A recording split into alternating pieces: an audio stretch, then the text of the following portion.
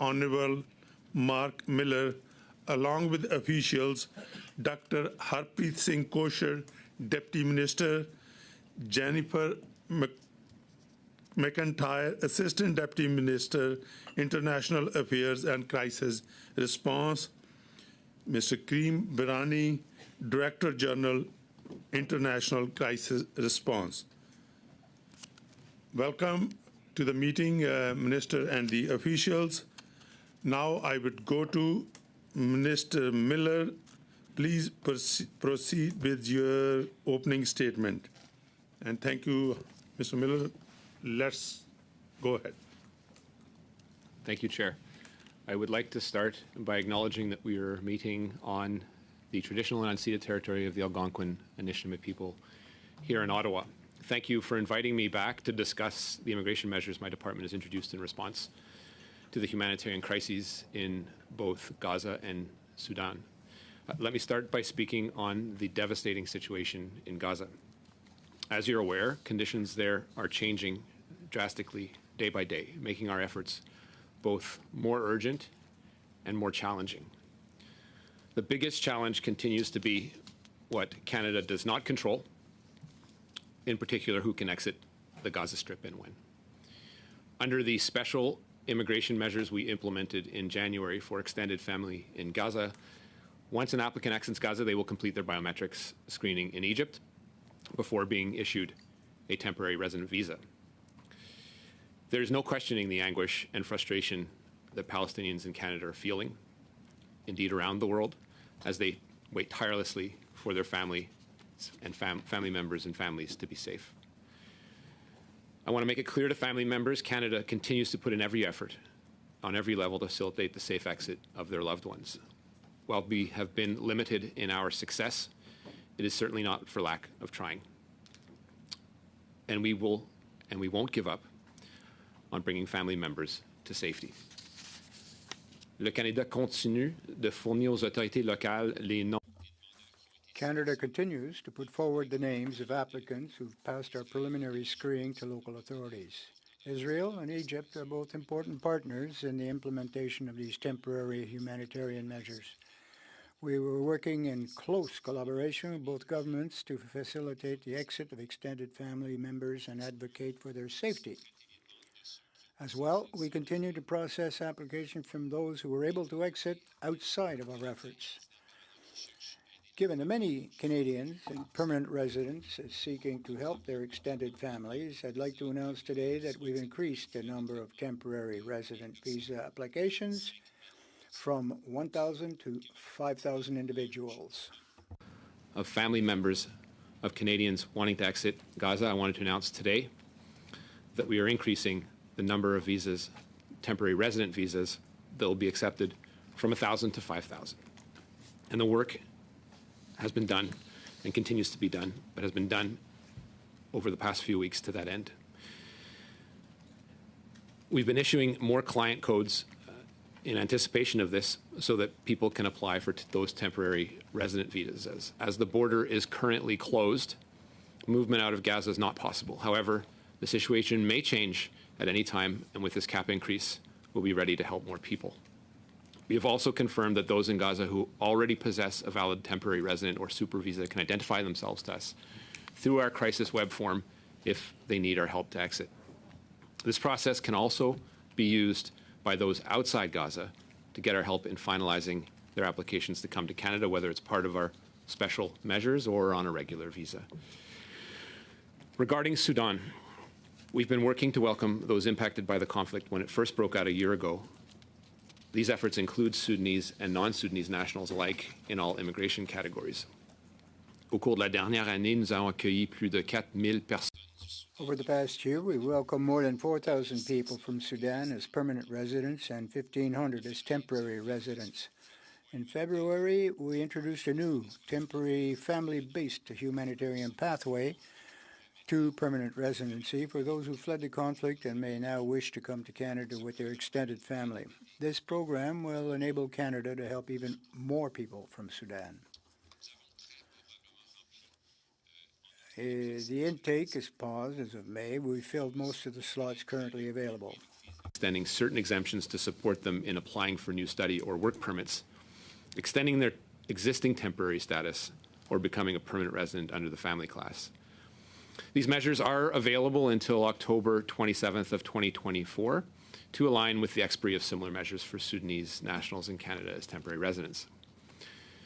Conformément à sa tradition de longue date, le Canada accueille aussi.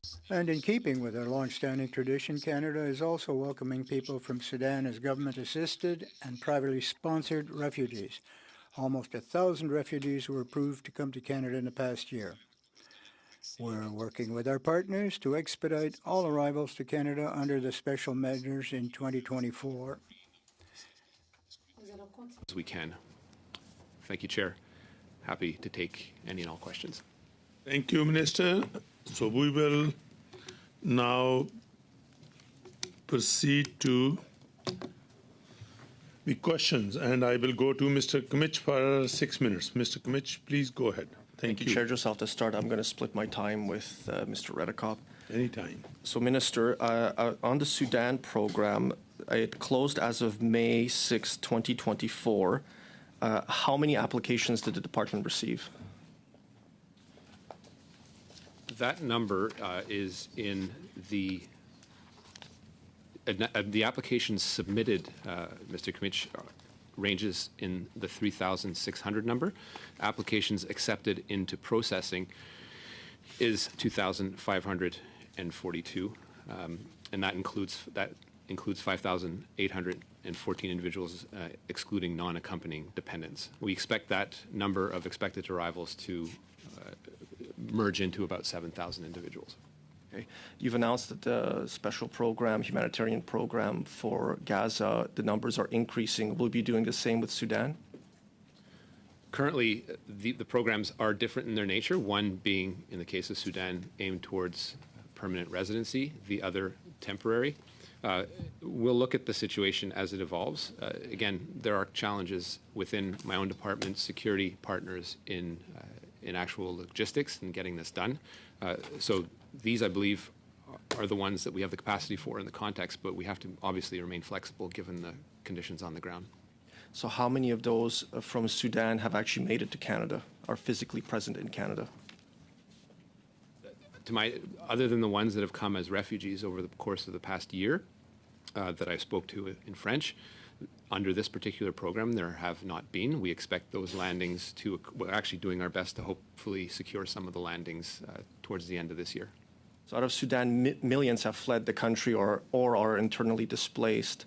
The applications that have been approved by the department, where are these people physically located right now? They can be located anywhere. They could be in Sudan, they could be in Egypt, or they could have, as you mentioned, fled to third-party countries. Does the department not know where these people are located right now physically? When we have the applications, we have their location, yes. That's, I mean, so you have the information then, you've... Going through every location with you, like every application. Can you provide it to the department? The department provided to the committee?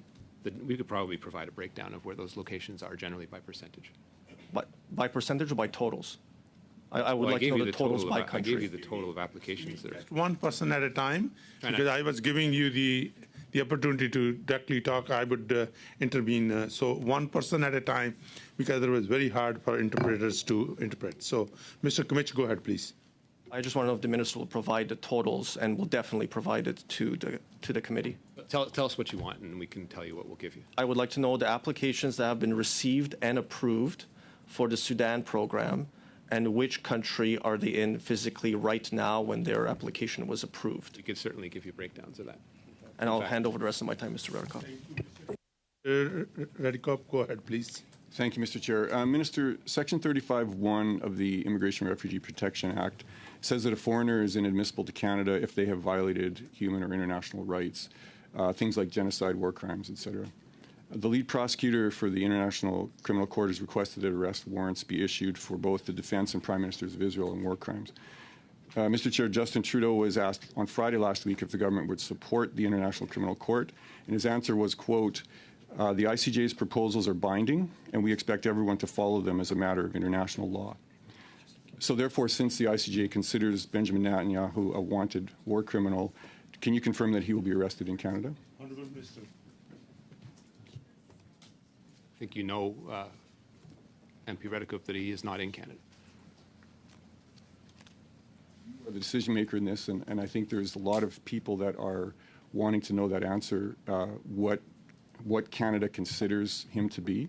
The Prime Minister's been very clear that the ICJ's proposals are binding, and so I'd like to know what Canada's position is on that. Honourable Minister. I'm not answering a hypothetical question about someone who isn't in Canada, nor should a minister comment on who will or will not be arrested. It's up to the authorities in Canada to apply the law. I don't think you want ministers arresting people.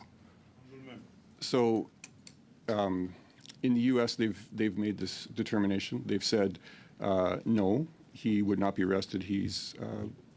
Israel has a right to defend themselves. France, on the other hand, has said yes, that he is a war criminal. Are you saying that this has not been discussed? There's been no thought put into this. You haven't been privy to those conversations. Is Canada not on the ball with this? We're not asking this question. We aren't preparing for this. A conversation as to whether Mr. Netanyahu, in the event he comes to Canada, would or would not be arrested. That's correct. So you're saying that on this issue that's in the news every day, people are talking about it all around the world, including in Canada. People are asking, this is leading the news in terms of what's going on right now in the war in Israel and the Palestinian war.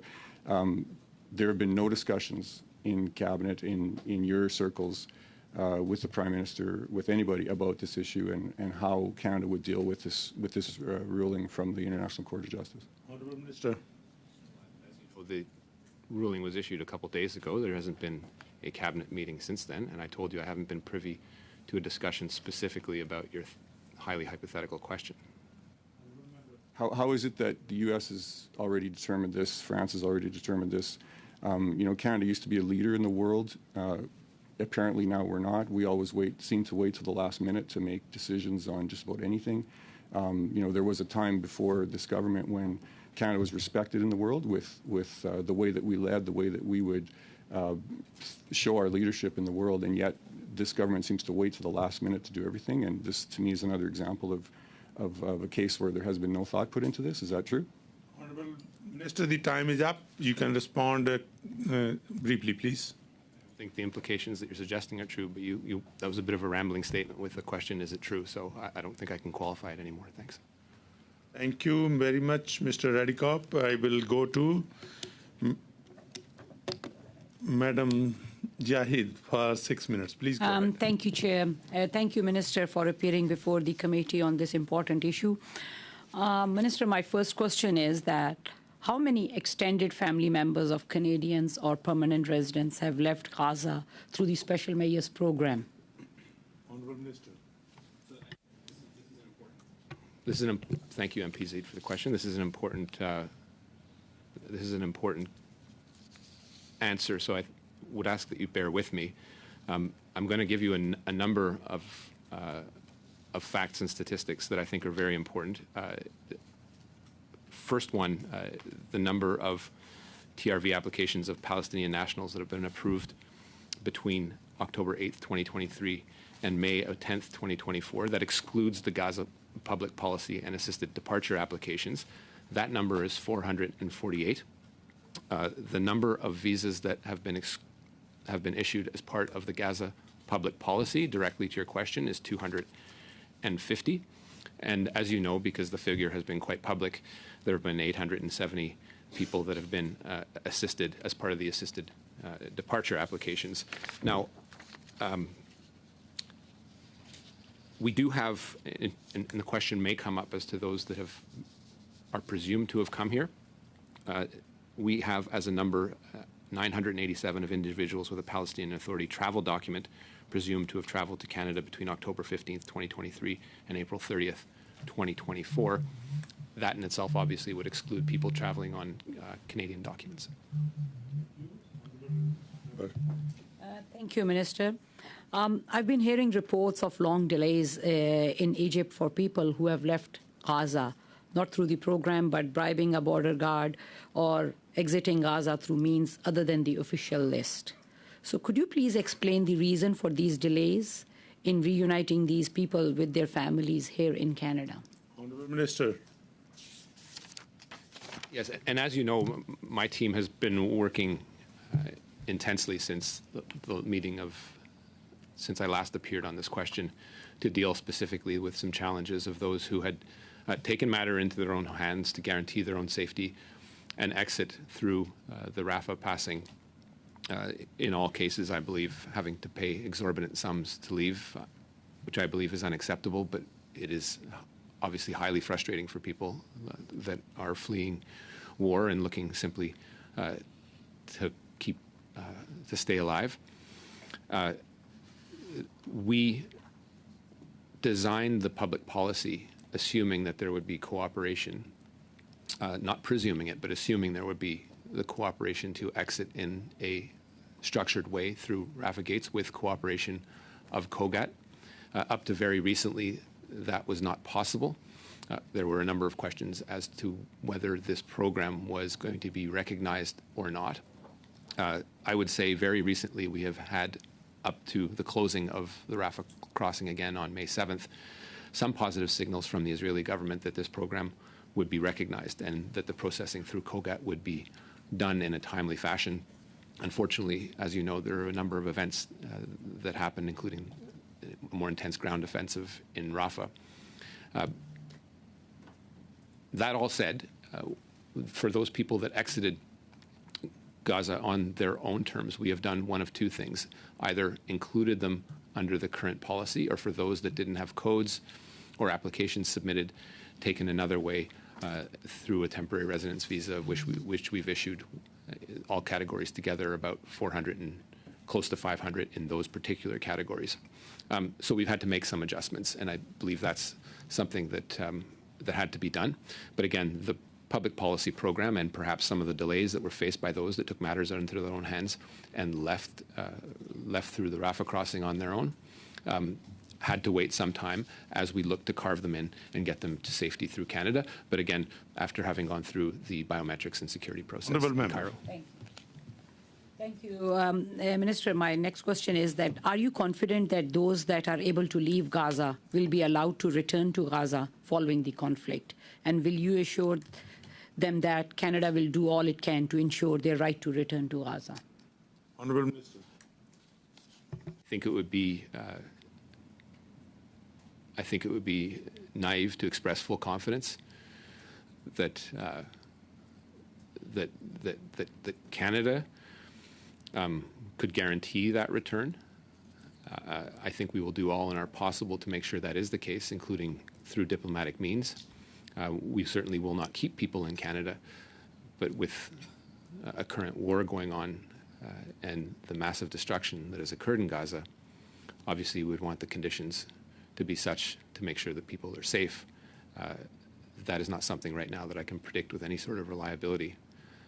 So I don't want to give anyone that naive assurance, but from a diplomatic perspective, I can certainly say that we will make sure that we will advocate that people that have come here have that right to go back to Gaza. Thank you, Chair. I've heard from many constituents with family members who have been given a code but have been told that they will not be able to put on the list to leave Gaza. So could you please clear up this confusion that will they be put up on the list or they will have to cross it at their own? Honourable Minister. As you know, being issued a code means you can go to the next step and are dealt with as part of the application process. I do want to hasten to add that this is not dealing with Canadian residents or Canadian nationals or permanent residents. There are families of those members, so there does need to be a process that is applied.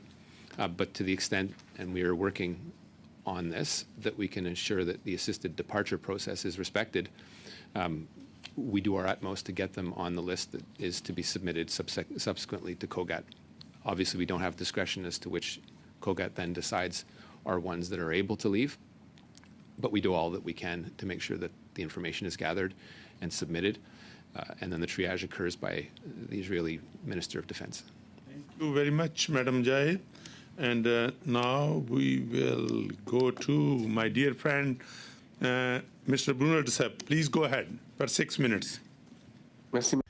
Thank you very much, Chair. Thank you, Honourable Minister, for being with us today.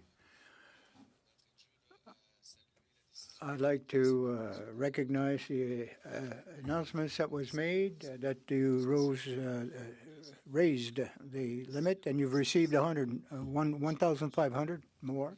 We thank you for that. At your last appearance before the committee, we were discussing Gaza and the situation there, and the proposal that was put forward by the Bloc Québécois 2 years ago now as to a permanent emergency measures protocol or process. There was a crisis group that was being struck but wasn't quite up and running. Now, we've made our proposal 2 years ago. 2 different ministers have told us that it's an excellent proposal, and people are still working on it, and yet I've seen no results yet, or no announcements, and other than telling us it's in process, it's in progress. Is it really going to occur, or?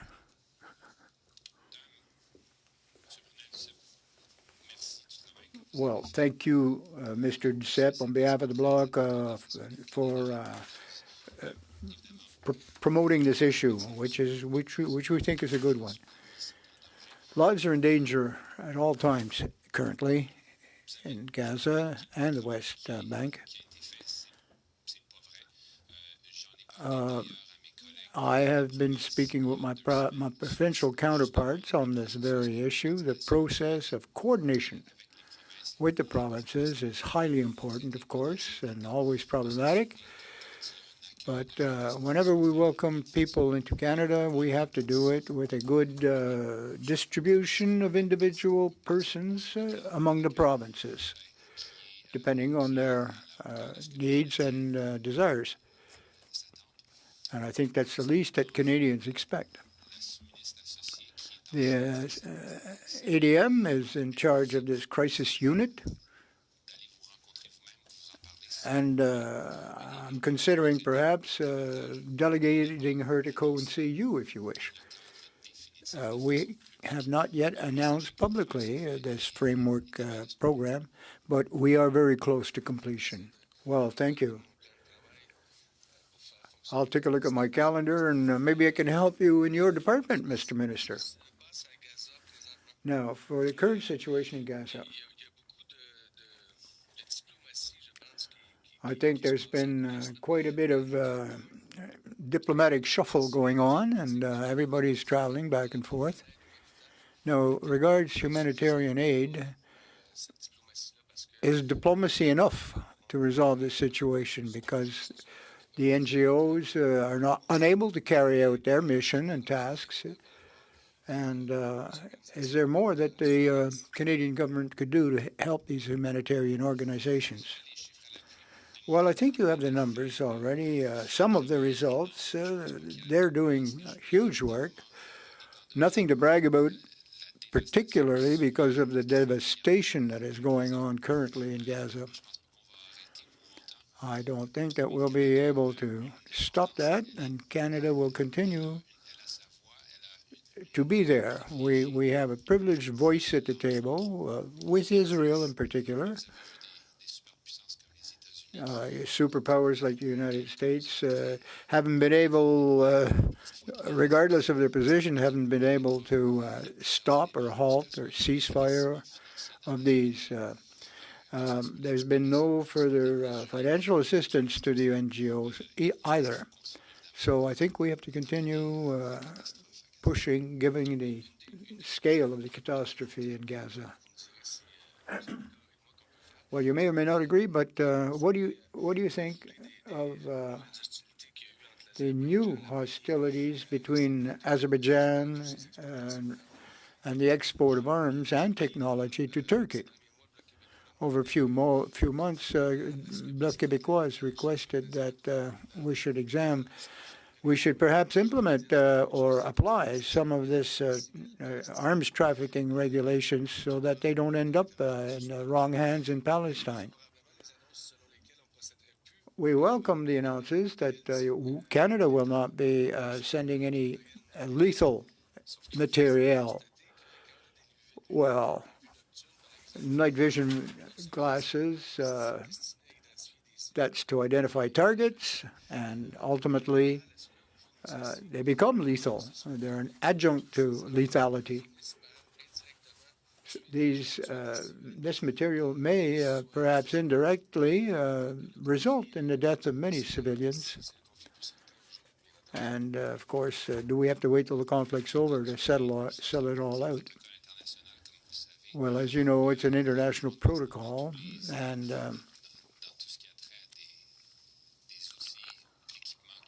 any equipment or material, we have to have assurances before they're sold or transferred. You know full well that we did suspend the sale of any weaponry. Yes, but there's still equipment or goods that are on the banned list, if you will, but that can be not on the banned list, but can be in the service of killing individuals, including civilians. Canada doesn't seem to want to take the lead on that. Well, Canada is not a military power, and you have, nonetheless, we've been told you. To respond briefly. Pas de question, mais est-ce que Canada est vraiment back, Monsieur le ministre? But is Canada really back at the head of the humanitarian process, diplomatically? Une affirmation en forme de question. Merci. That's more or less a rhetorical question, as it's a question, an answer in the form of a question. To MP Kwan for 6 minutes. Please go ahead. Thank you very much, Mr. Chair, and thank you to the Minister and officials for finally coming back to this committee. Just to be very clear, Netanyahu is actually committing a war crime.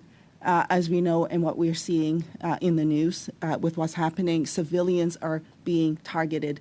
There's an active genocide taking place right now, and Canada should be doing everything that it can to support the Palestinian community and to be more precise to actually hold Netanyahu to account in accordance to the International Criminal Court. Now, I want to turn to the immigration issue here for a second. From the last appearance on March 20th, we were informed that 986 applications have been processed. The NDP has also submitted a order paper question, which indicates that as of April 24th, that number remains the same. So between April 24th and May 26th, has that number changed? And if so, what is that number now? So this is for Gaza.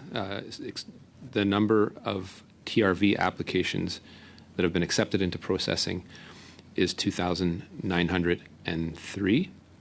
That is a stretch of time between when the pathway was launched on January 9th to May 24th of 2024.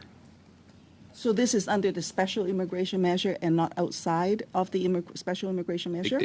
So outside that, there would be more, but this is within this particular measure. Okay, and out of that, how many has crossed the border with the government's help? Well, as you know, the program was designed, and I mentioned it to MP Zaid, to work with COGAT to get them out. So people that have exited have had to do it themselves. Now, on a very individual and ad hoc basis, we have used our advocacy to get individuals out for medical reasons or other consular reasons, but that is not as part of the policy. So then the answer is none? Under this policy, the answer is none. Okay. As of March 20th, 287 names have been submitted to COGAC.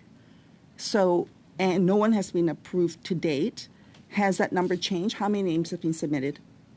So I think there's an important clarification to that number, and we can give it to you in more detail because I don't want to eat up all the time. But we do list and relist based on our knowledge of people that have exited or not, that are no longer part of that. But we continue on a routine basis to submit that list updated. And it hasn't changed from those numbers, really, in a material way, but it may comprise different people as part of it. So it's still at 287. Right, but those, Okay. let's not, but hang on, let's not No, I presume that I those understand what you're persons, saying. I half of I those have understood left, that. or a Just third of those. I excuse understood me, that. one person at a time, please. If you want to interrupt the minister, please raise your hand, honourable member, and I will make sure I stop the watch and get back to you. So now I will give the floor to Honourable MP Kwan. So what's the criteria to determine which name is added to the list? So just a clarification to your earlier point, the number currently, to be precise, is 356. And for the actual detailed criteria, I would pass it over to ADM McIntyre. Dad, please go ahead. Thank you very much. In terms of the process before we provide a name to the government of Israel, to COGAT, as the committee is aware, we are not able to do biometric screening inside of Gaza. However, in order to jumpstart the security screening process, we are using an enhanced biographic form for applicants inside of Gaza. And as soon as applicants have passed the preliminary security admissibility screening, we provide those names to the government of Israel and the government of Egypt for exit. However, we are keeping families together. So once an entire family has passed through that initial stage, we provide those names to both governments. Thank you. So that's to say, of all the applications that has gone through the process, even the ones that have gotten the TRB, only 356 names have been submitted to COGAC, and I get it, that there's a rolling number because some of them has already exited, etc. So that number is really low. I would just say that. So there's a holdup with respect to the security screening processing, which is what I'm hearing from families as well. This is not necessarily to get a biometrics, it's the pre-screening in order to get them onto that list. So what is the holdup with this pre-screening from IRCC side? Again, we're dealing with complete families, and indeed, these are numbers that reflect the current status of the screening and the submission to COGAT. But again, very recently, we received indications from COGAT that they would accept this program, and we were hopeful, but obviously events have changed since then. Okay, that didn't answer my question, but I'm going to move on because I have limited time. The order paper question the NEP has put in indicates that as of April 24th, 4,467 codes have been issued. The announcement today of changing the cap from 1,000 to 5,000, how many more codes will be issued from the 4,467 as a result of today's announcement? 10 seconds to respond. I'll leave you to do the math, MP Kwan, but that number from January 9th to May 20th is 5,250. The time is up, Honourable Member. I'll come back to you. And now I will go to Mr. MP Khanna for 5 minutes. Please go ahead. Thank you, Mr. Chair. As we're discussing the temporary resident visa special program for the Gaza and Sudan situation, my first line of questioning will be around the temporary residence program in general. Minister, are all temporary residents, including international students that are entering Canada, required to submit police clearance certificates and criminal background checks from the country of origin before they're allowed to enter Canada? So just to be clear, we are talking about Gaza and Sudan. Of course, and that's my line of questioning. Hang on, and you want, just to be clear, you want to talk about now international students. The Honourable Members and the Minister, please, one person at a time. And Honourable MP Khanna, if you want to interrupt Minister, if he's still speaking, please raise your hand. I will stop the watch. I would not take out of your time. So now I will give the floor to Mr. Khanna. Minister, of course it's relevant. So it's a simple question, yes or no answer. Are all temporary residents that come to our country, including international students, required to submit a police clearance certificate and criminal background checks before they enter Canada? It's a very, very simple yes or no question. It's black and white. Yes or no? So first, let's make a couple things clear. I don't tell you what questions to ask. Don't tell me. Yes or no question, Don't tell Minister. me what kind of. Don't tell me how to answer those questions. Let's hear your answer for the question. Thank you. First of all, we do criminal verification by doing biometrics on people. That means taking their fingerprints. We search databases, partner databases, including security partner databases, and as well as the RCMP.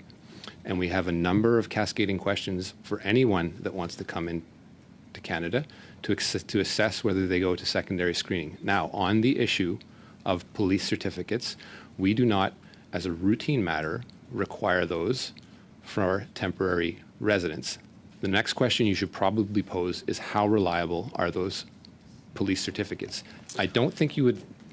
I think you would agree with me. But I have limited time, Mr. Chair. Please go ahead. I started the watch. Sorry, I understand how the program works, and my question is to you. You made a statement a few weeks ago to the media when the media clearly asked you, are criminal background checks done? And you said yes. And when the media asked, how does that work? You said if they have a criminal background check, if they have a criminal background, that they're not allowed to the country. So now you're telling me that police clearance certificates and background checks at the country of origin are not completed. Is that true? I think your premise is that police certificates are the starting point and the be-all and end-all of a comprehensive security check, which they are not. I think you would agree with me that a Hamas-issued security certificate or police certificate would not be acceptable for someone exiting Gaza. Do you agree with me? You'll have your chance, Minister, to ask those questions when you're on the other side of the bench. But my question is more simple for you: is that you misled the media and you misled Canadians when they were asking you a point-blank question. So the question is very simple: did you purposely mislead Canadians, or were you not competent enough to say that during the time the media asked you that? So which one is it? Are you misleading Canadians, or were you incompetent and you didn't know your process for your old file? So you're new to this place, MP Khanna. You are making a lot of assumptions. I think perhaps you have fallen victim to the algorithms of your chief. The reality is, Minister, I did not mislead Point anyone. of order on this, Minister? Mr. Chair? Stop the watch, and there's a point of order. I've been elected to this House for about a year now, and regardless if I've been here for a year, 10 years, or 15 years, the minister should not be questioning my competence on the file. Clearly, he didn't have the answer when the media asked him these questions. He clearly misled Canadians, and now he's throwing accusations back at me, saying I'm not informed. I think you should go back and read his ministerial department notes, and maybe even listen to the predecessor who said that they were not done earlier. So before you start throwing accusations, please read your own documents. I would ask Honourable Minister, irrespective of how long we are in this House, we should not refer that, and we should respect, and I agree with Mr. Khanna. I think those comments are not appropriate, and I would give the floor to you, Mr. Khanna. Go ahead for the question. See, Minister, on the website, it clearly states that police clearance certificates are not mandatory. Your predecessor, Sean Fraser, the Minister of Immigration, now Housing Minister, who caused this housing crisis because of his reckless policies at the time when he was minister, himself has said that police clearance certificates and criminal background checks at the country of origin are not mandatory. So why did you tell the media that question when they asked you point blank? Mr. Khanna, so Madam Kaibaga, please go ahead. Thank you. I appreciate that we have a visiting member today. All of us want to get through the Sudan and Gaza questions. Can we stay on relevance, please, Mr. Chair? Thank you. I will go to Mr. Khanna. Mr. Khanna, absolutely. I think it's irrelevant because it's with the integrity of our system. So it's a very general question I'm asking for this program. Can the minister let me know how many Canadians have been let into Canada that have submitted police clearance certificates and criminal background checks before entering Canada? Point of order, Mr. Chair. Honourable Minister. Point of order. Just a minute. I will go to Madam Kaibaga, please. Thank you. Does the minister have the answer to this? Just clarifying with the clerk, can you just reread for the rest of all of us to know what the subject of the conversation today is so that we can stay on that? We want to get to our questions as well.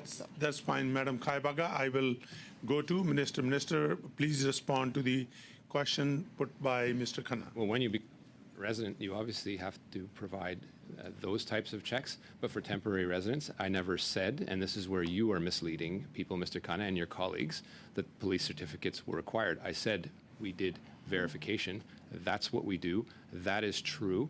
If you assume the contrary, you assume all the responsibility and liability with respect to that if you make those statements outside of here.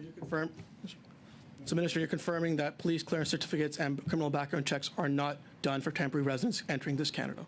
I have never said that certificates are required for temporary residents.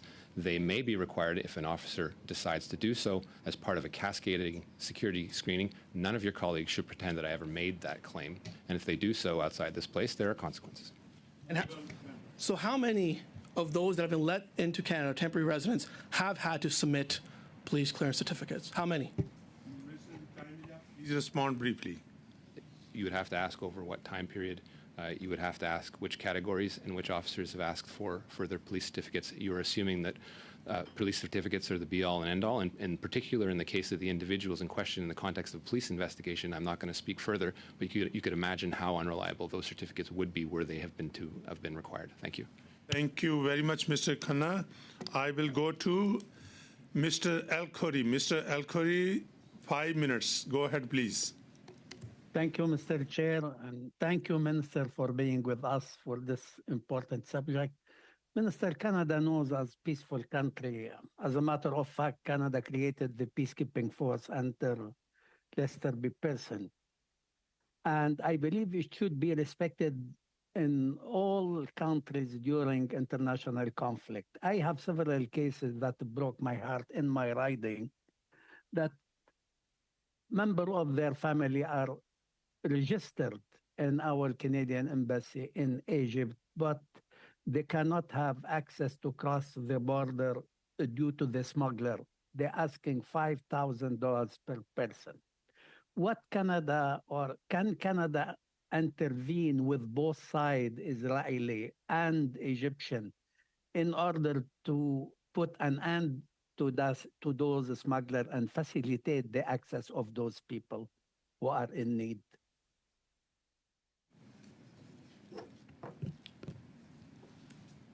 And MP El-Khoury, you hit on a very important point. Canada does not control the situation on the ground. The exits from Rafah being a particular example of that, but we do our utmost in the circumstances. I have and will never advise anyone to pay bribes or these types of exorbitant amounts to flee a war. I think it's unfair. I think it's unjust. But I'm not going to judge someone who actually decides to do it as a result. What we can do is the things that we have within our power. This visa program, while it has not been as successful as we would have liked for it to be, and we still have hope for it, I think we have to preserve that hope, is one where we can act. People that exit Rafah through their own means, we're going to help them. Once they pass the screening process in Cairo, do the biometrics, and are issued a visa.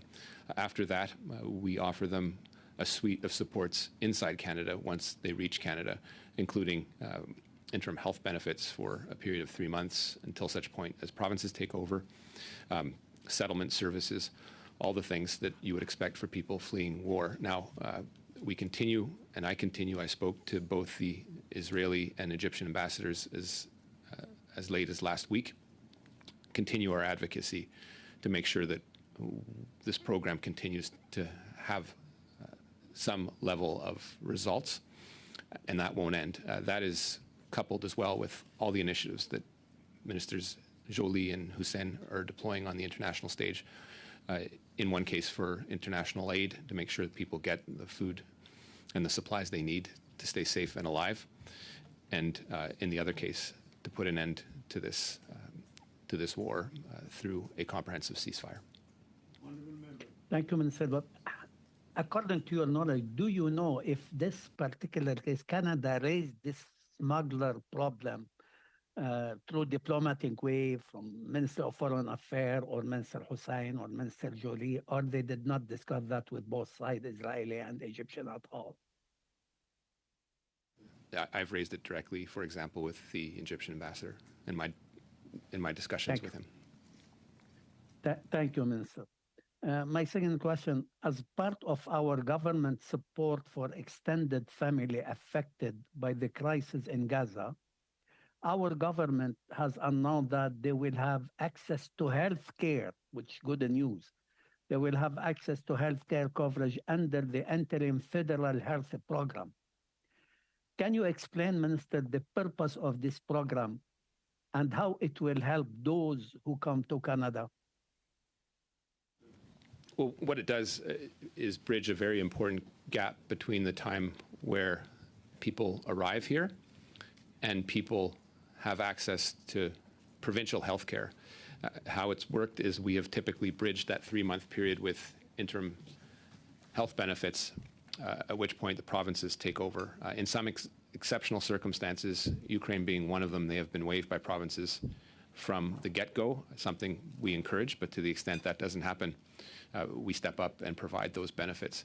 It's an important step, coupled with the settlement services and supports that people would need, like anyone coming here needing that type of service, that we provide them for the period of their stay, which is 3 years. Again, I'd stress how unique this program is. Many countries are looking to adopt similar style supports, and they've looked at our program to do it.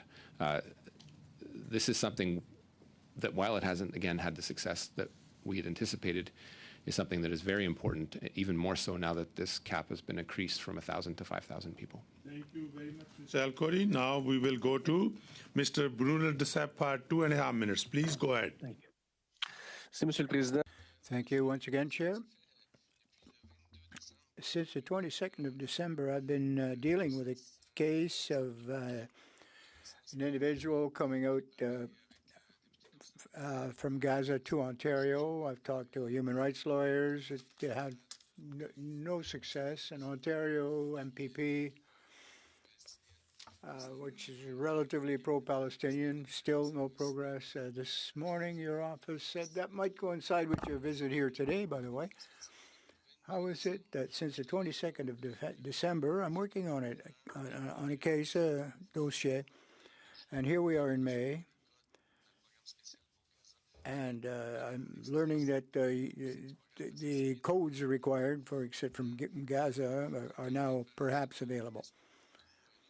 We have to shorten these delays because they're still under fire in Gaza. Well, if they receive their code and can proceed to the next step, that's good news, and they'll be safe and sound. But one doesn't negate the other. But, using one anecdotal case is not really indicative of a trend. No, but that's 5 months. It's been stalled for 5 months. So how is it that it takes 5 months to get a case code? 5 months what? Before receiving a code while they were in Egypt, for example. They're in Egypt? Yes. Well, I'll have to verify details. And as you know, devil's in the details. And they're very important. Okay. Do you prioritize those who are in Egypt then? Because many of them have, in fact, ended up somehow in Egypt, despite the difficulties. So are they a priority group?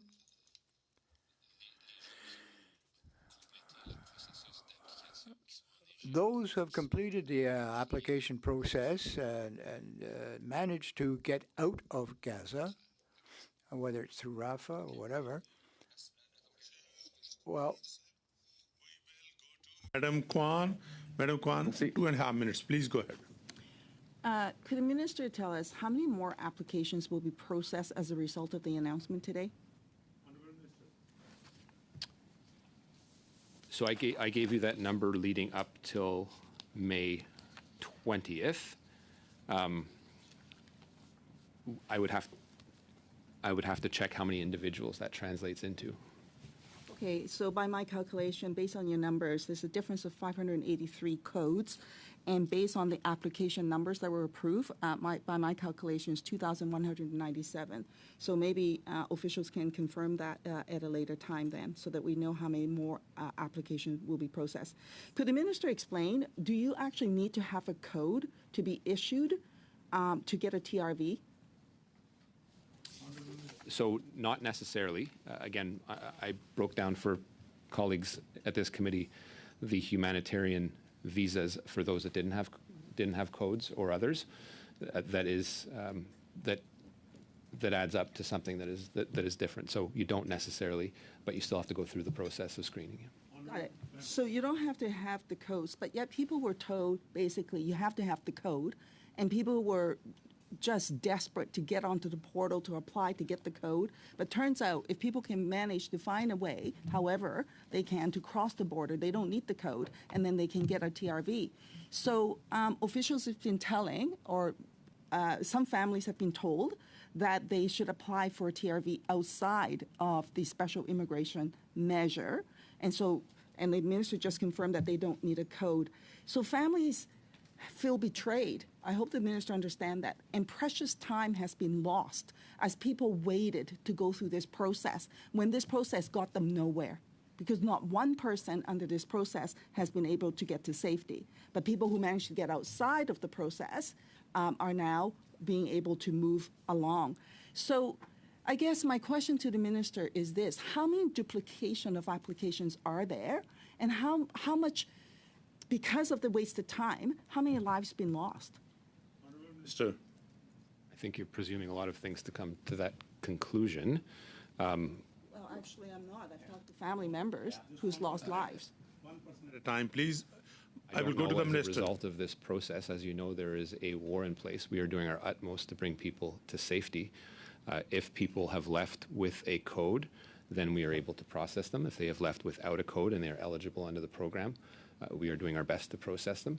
And if they are still stuck in Rafah or elsewhere, we are doing our utmost to advocate for their safe exit. To the best of my knowledge, I don't believe people were told to stay until they get a code. We don't have an appreciation of how people's lives, or the appreciation that people would have there about how their lives are threatened. And we don't judge them when they pay an exorbitant fee to leave to keep themselves alive. Yeah, if I can just make a final comment. The truth of the matter then is people actually didn't need the code. That is the truth, and that should have been told to them right from the beginning. Thank you very much. With this, I will go to Mr. McLean for 5 minutes. Thank you, Mr. Chair. Thank you. I'll quote, "There is no doubt that Canadian citizenship is highly valued and recognized around the world. We want citizenship to be fair, accessible, with clear and transparent rules. For all we've seen in the immigration process, programming announced to aid with the emergencies in Sudan and Gaza, it's safe to say that announcements made here in Canada by your government don't mesh with the operational realities that would enable migrants from these two conflict areas. Operationally, you don't have solutions. Not for lack of trying, you say?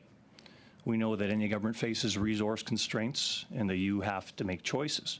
So the contrast of your inaction on these humanitarian files is stark compared to where you have chosen to take action. And you personally, as Minister, intervened with Canada Border Services agencies and chose to stay the deportation of Zane Hack. Minister, can you tell us why you dedicated your scarce resources to this intervention? Honourable Minister. There's a lot to unpack there. First, I will note for this committee that we are not talking again about the devastating situations in Gaza and Sudan. And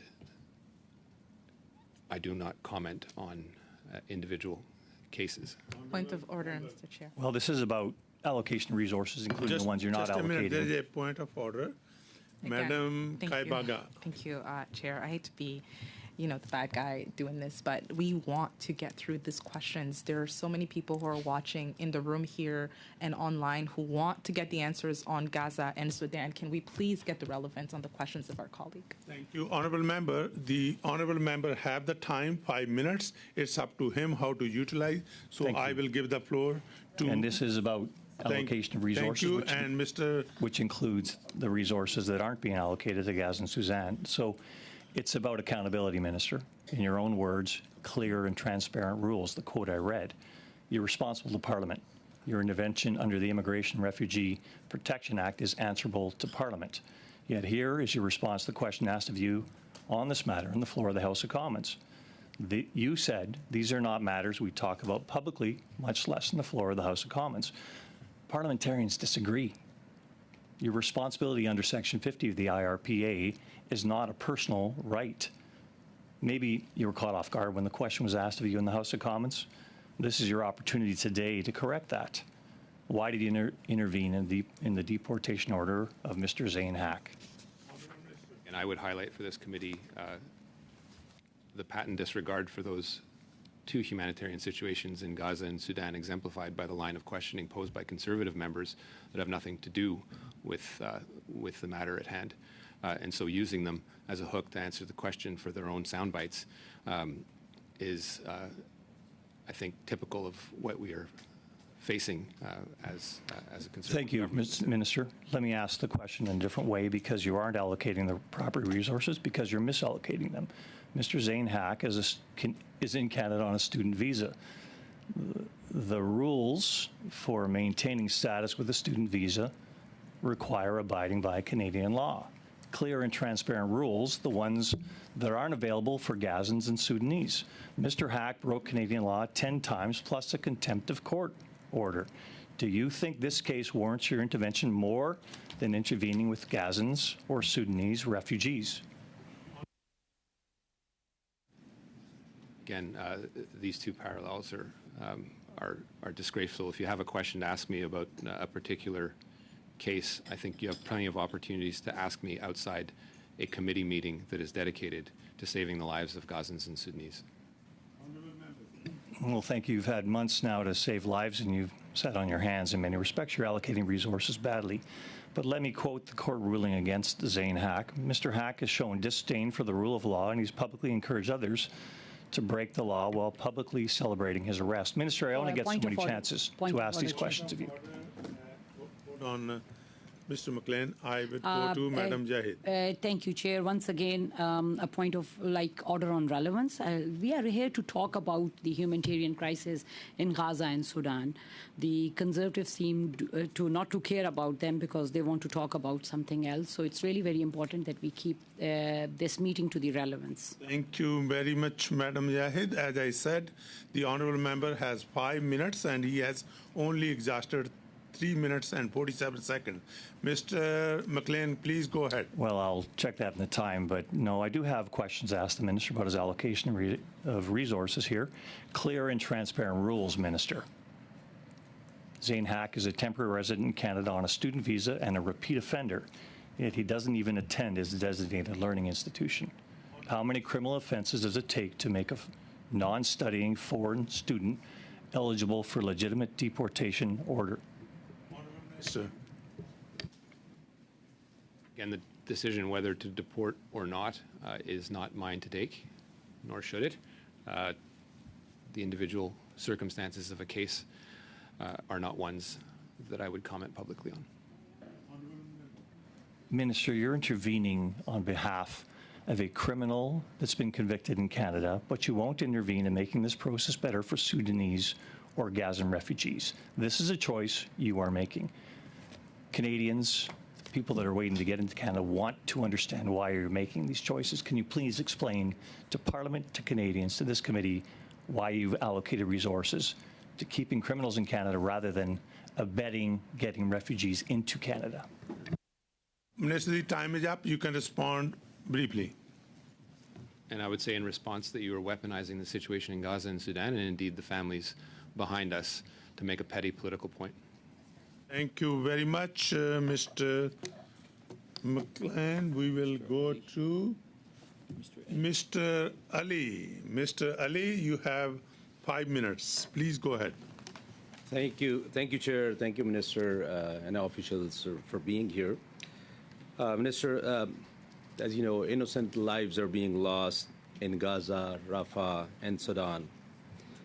But unfortunately, our conservative colleagues are more concerned about Netanyahu's hypothetical arrest rather than calling for permanent ceasefire in Gaza and Rafah. Sadly, conservatives using this human tragedy for their political advantages, and which is really, really painful, and this meeting was dedicated for Gaza and Sudan, and they're coming for different question, diverting, but conservative have not once called for a ceasefire since this tragedy started. And this is the tragedy of this century. So I just wanted to ask you what challenges you're facing to bring those from people from Gaza or Sudan, to bring them here under that measures you announced. Honorable Minister. Well, I'd say, and I would say, I agree with the point that you're making, MPLE. There are people dying, whether it's Sudan or Gaza, and Canada is expected to act.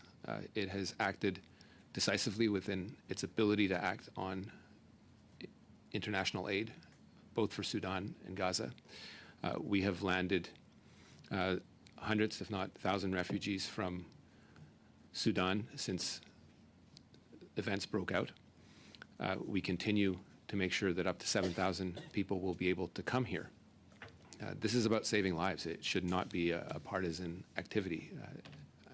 As you know, the war on Hamas, the devastation in Gaza, is one that has grasped the attention of the world with cause and polarized many people who used to talk to each other, used to get along. And it has been devastating not only in Gaza and Israel with a dreadful terrorist attack on October 7th, an attempt to exterminate a people, but also here in Canada with Islamophobia running rampant, anti-Semitism running rampant. And I think we need to estimate, because perhaps we've underestimated the damage that this has caused us as a country and the divisive politics that comes out of it. I don't need votes from this. I just need people to stay alive. And I don't want the vote of someone that thinks that legitimate criticism of the Netanyahu government that I share equates to picking on Jews in this country and targeting them. If those people have that type of thinking, I don't want their vote.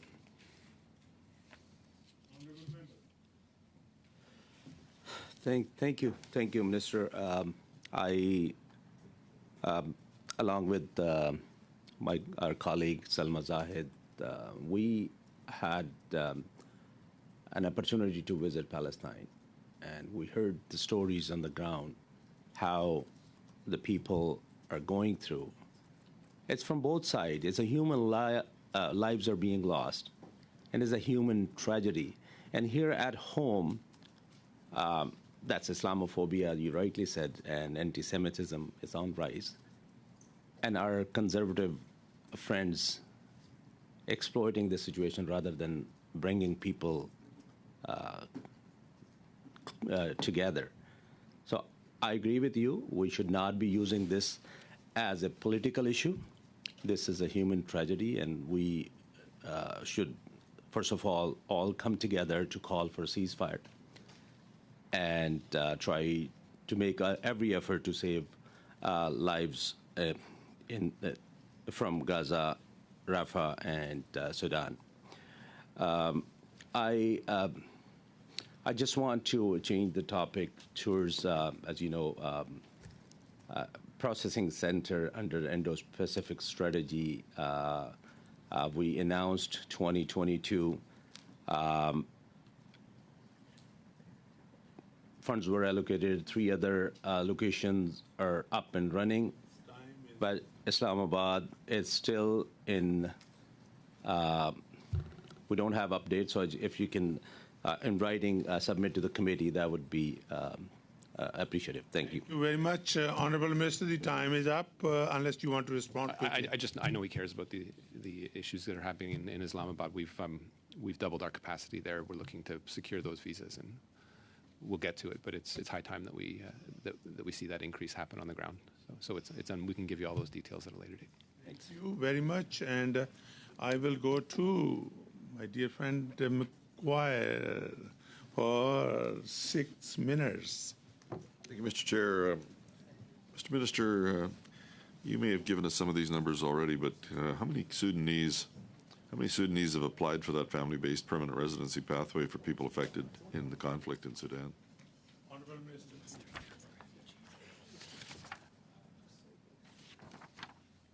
Bear with me, Larry. I gave that to my colleague, but I think the numbers and the programs do differ. But as of May 20th, from the period between the launch, which was in February 27th of 2024, to now, May 20th, so in that short couple months, there have been 2,542 applications accepted, which translates into about just short of 6,000 individuals, excluding non-accompanying dependents. And how many are in Canada now? Of those, since the program opened, there are none. We are looking, and this was always the case as we work with partner organizations, we're looking to land some as early as later this year. There was a gap between the time when the conflict began on April 15th of 2023 and the introduction of the family-based permanent residency pathways about 8 months later in December. Given the similarity of the programs to some of the previous IRCC plans, they're pretty much the same. What was the reason for this long lag? Honorable Minister. Look, in the context of a humanitarian catastrophe, I'm not going to offer any excuses for that. I don't think by that same brushstroke we should presume that nothing's been done. During that same period, there have been 3,622 protected persons and resettled refugees of various different categories, so it's not as if everyone was waiting for this program to get into place. It is very much an accompanying program for our response to Sudan. So I just don't want to leave people with that impression. Your family-based permanent residency pathway, with respect to that, can you explain how you arrived at the 3,250 figure for the cap for the applications? Honorable Minister. It's a rough estimate based on how many family members per application. The president of the Canadian Sudanese Community Association told the CBC that he doesn't understand the rationale for the cap. Have you been in touch with that association in regards to their concerns? Honorable Minister. The entirety of the program was devised and worked with and through umbrella organizations that I believe include that organization. And have you spoken to them? And if so, what was their concern? Jack, we worked pretty closely with a number of those organizations to devise the policy in the first place. I'll take from that you haven't. But so given the tragic reality that Sudan has become the world's biggest displacement crisis, what's the IRC's projection for the uptake of the family-based permanent residence pathway for people affected by this conflict? I believe, well, as you know, and as I mentioned to the team, the program filled up very quickly within the last 3 months. I'm just going to turn it over to my colleague for one question. Mr. Comich, go ahead, please. Mr. Chair, how much time do I have? 3 minutes. 3 minutes. So I wanted to ask you, Minister, in exchange with one of the Liberal MPs, the question was asked about the paying of smugglers and bribes by certain people to get across the border. And you said in your response, I won't condone it, but I understand. Are you aware that under the IRPA Section 362C, that committing an offense that would be an offense in Canada makes a person ineligible then to obtain a visa, and it's an offense in Canada to pay human traffickers under Criminal Code Section 279. Would those people then be denied a visa to come to Canada? Honorable Minister. That isn't the case, no. We would perhaps ask additional questions, but again, you're asking us to hold in judgment people that are trying to stay alive and safe. So are you saying that Section 362C will not apply to anyone who is paying a human smuggling network, a criminal network, to come to Canada, whether from Sudan, Gaza, or anywhere else? Honorable Minister. You're making a lot of presumptions about the paying of these amounts and who they went to. In various shapes or form, this organization has been described as executive travel services, or in the context of this, quite usurious extortion of people looking to leave a desperate situation. So I think that would depend on the circumstances at hand. But again, would you deny them that right simply because they tried to save their lives by paying some money. So, Minister, you're speaking of a specific organization. Are you speaking of Hala Tourism and Consulting? Yes. I'm speaking more broadly beyond just this particular organization because I don't know exactly who they are. They were mentioned in a Toronto Star article that has the title, King of the Crossing, the man selling away out of Gaza. I'm talking more broadly of all criminal networks. Are you saying that Section 36(2)(c) of the IRPA is in abeyance, like the department will not apply? You're the minister. Are you saying you will not apply this particular section? Honorable Minister. I'm not saying that at all. What I said is that I took a particular set of facts that you presented to me, refuted to them, and then you started to generalize about something that has nothing to do necessarily with the case at hand. So I'm just asking you the question. Well, Minister, you're issuing visas, so that is literally your job. You have a department to help you with that. The IRPA, passed by Parliament, tells you that you cannot issue a visa to someone who has committed a criminal act outside of Canada, just committing the act, not being convicted of the act.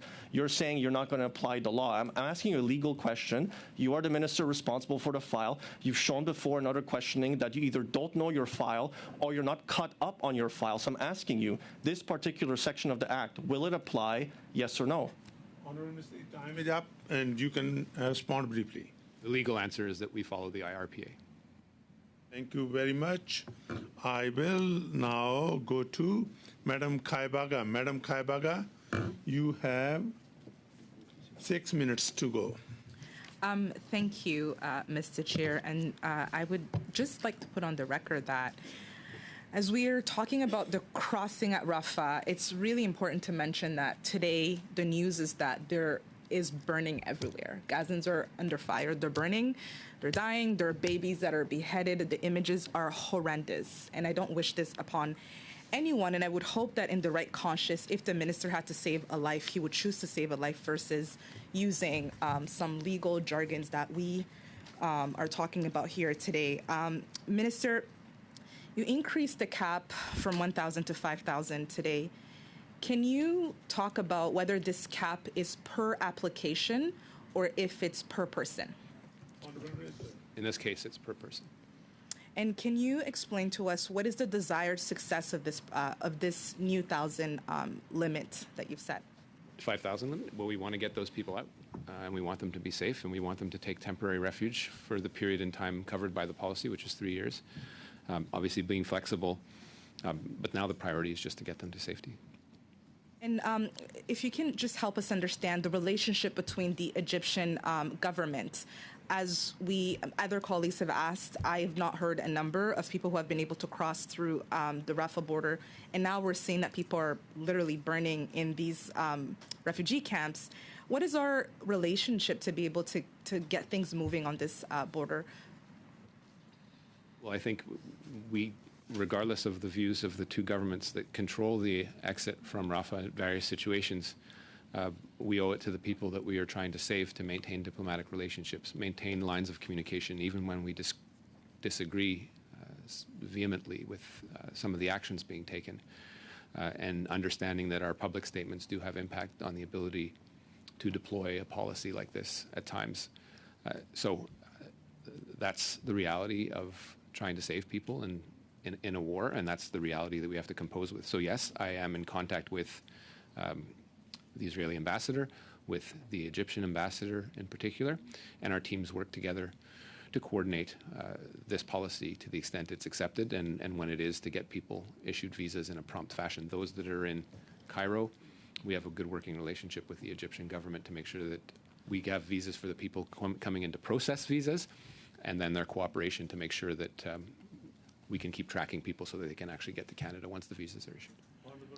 This current, I guess, special measure right now is a temporary resident. So I heard previously that for other people that when it's permanent, they can stay.